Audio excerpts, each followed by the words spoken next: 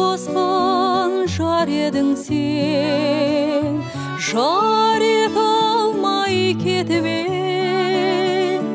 Ол кезімде бал едім мен, аянбасқа бекіп ем.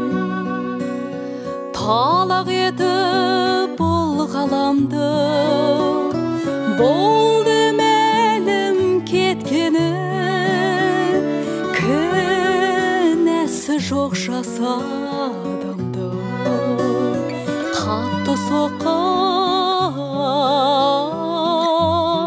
неткені.